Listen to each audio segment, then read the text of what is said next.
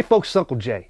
Today in the Crosshairs is our failed tactics when attempting to interrogate the Christmas Day panty bomber. Once we caught him, the FBI gave him a grueling 50-minute interrogation before he passed out from the meds.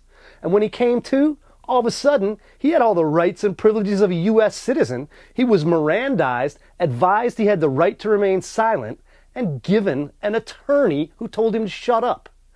Now that was a mistake. He's a terrorist.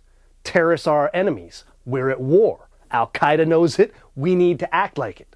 So what should have happened was the second he woke up, he should have been in a dark, ugly place, and mean men should have been telling him that, oh, by the way, all that stuff you read about in the papers and on TV, yeah, that's all a front. We actually are going to torture your dumb ass. It's called a Jedi mind fuck. You use it to disorient someone and make them think things are actually worse than they are.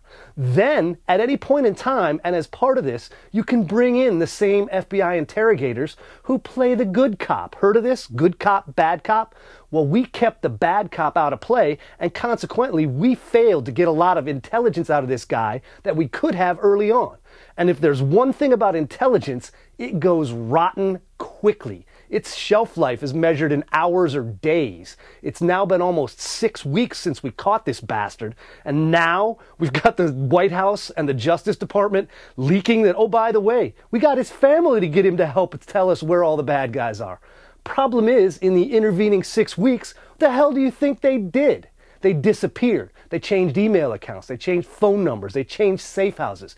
Any useful information we might have gotten out of this guy is by now so far past its shelf date that it needs to be thrown out with the garbage.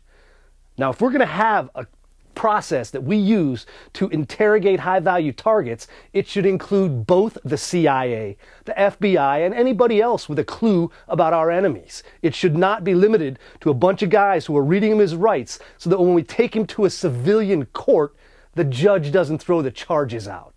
The entire approach this administration is taking is flawed. This is not a question of attorneys and criminals. This is a question of enemies of the United States of America who violate every law, treaty, and sense of common decency that there is. They need to be treated like enemies and put in Gitmo, given military tribunals, and then, as Gibbs, Obama, and Holder have said, they can be hung.